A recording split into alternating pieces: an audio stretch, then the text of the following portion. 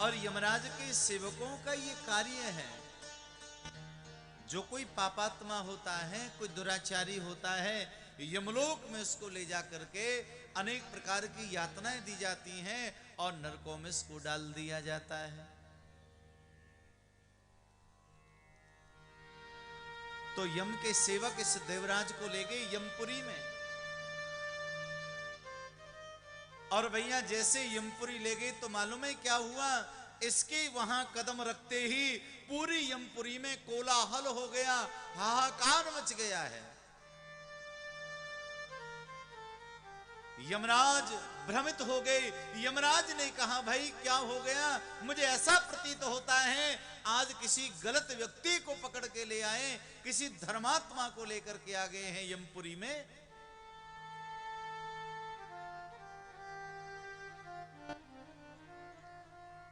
बुलाया महाराज यमदूतों को, भाई क्या हुआ? तुम कोई किसी गलत व्यक्ति को तो लेकर के नहीं आगे, किसी धर्मात्मा को तो पकड़ के नहीं लाए हो। सेवकों ने कहा, महाराज इतनी बड़ी भूल कैसे हो सकती है? हम देवराज नाम के ब्राह्मण को लेकर के आए हैं, जिसने लोगों की हत्याएं की हैं, अपने माता पिता की हत्या की है, अपनी पत्नी परिवार जनों को जिसने मार डाला, उस देवराज को लेकर के आए हैं हम।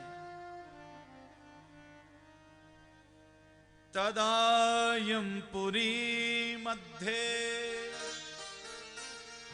महाकोलाहलो भवत धर्मराजस्तुतं श्रुत्वा स्वालयातु बहिरागमत।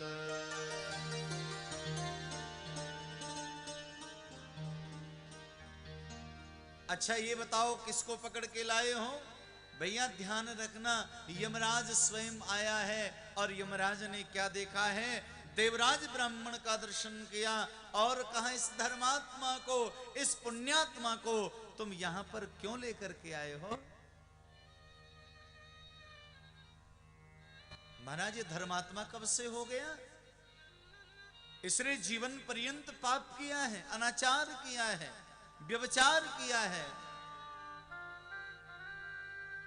लेकिन यमराज ने कहा, इनके हिसाब को मैंने देख लिया है भैया।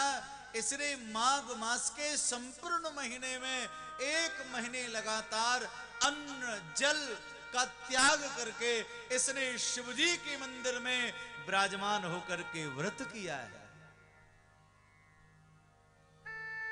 और व्रत करते हुए शिव महापुराण की कथा का श्रवण किया है इसने।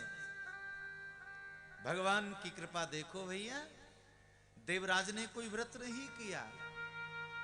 1 महीने माघ का महीना था और शिव मंदिर में बैठा रहा, और बीमार इतना हो गया, भूखा रहा, प्यासा रहा, ना पीने को पानी मिला, ना खाने को भोजन मिला, और वही शिव के मंदिर में पड़ा रहा, और शिव कथा उसके कान में पड़ी।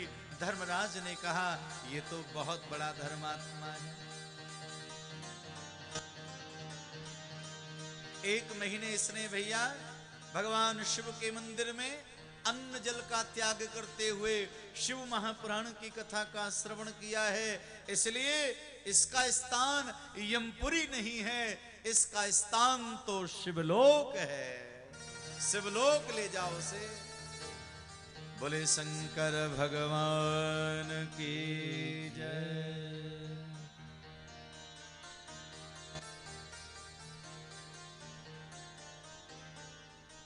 याद रखें भैया, ऐसा वो देवराज नाम का ब्राह्मण आज पहुंच गया, कहां? शिवलोक चला गया है।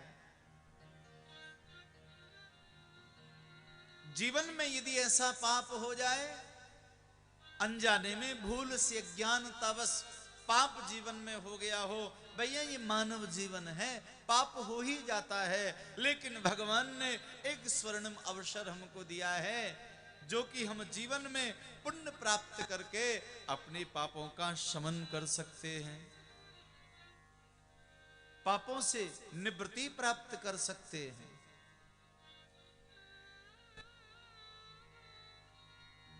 पहुंच गया है ये शिवलोक, और शिवलोक में जैसे गया तो वहां बड़ा आदर हुआ, बड़ा सम्मान हुआ है।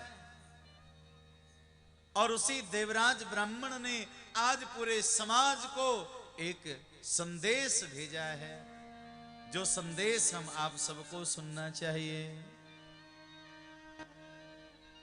धन्या शिव पुराणस्य कथा परम पावनी, यस्या श्रवण मात्रेण पापीया अपि मुक्ति भाग्। भैया उस देवराज ब्राह्मण ने हमको, मुझे, आपको, पूरे समाज को, पूरी दुनिया को शिव पुराण के माध्यम से संकेत देते हुए कहा, धन्यः शिव पुराणस्य।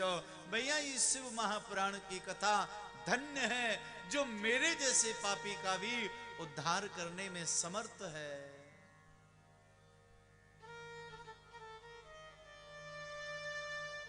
जो मेरे जैसे पापी का भी उद्धार हो गया।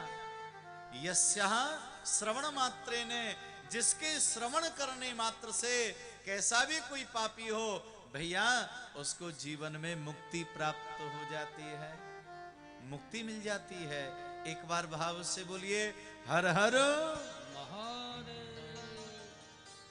याद रखना है भैया, जब जब बुलवाया जाए दोनों हाथ उठा के बोलना है, क्योंकि भगवान शिव जी हैं जो हमारे रोग को, हमारे दारिद्र को, हमारे दुख को, हमारे क्लेश को, हमारे संकटों को हरण करने की सामर्थ्य यदि किसी में है तो भगवान शिव जी में है। जैसे चुम्बक जो होती है लोहे को खींच लेती है, उसी प्रकार से भगवान शिव भक्तों के जीवन में जितने क्लेश हैं, पाप हैं, संताप हैं, उन सबका हरण भगवान शिव कर लेते हैं। तो एक बार भाव से कहिए हर हर महादेव।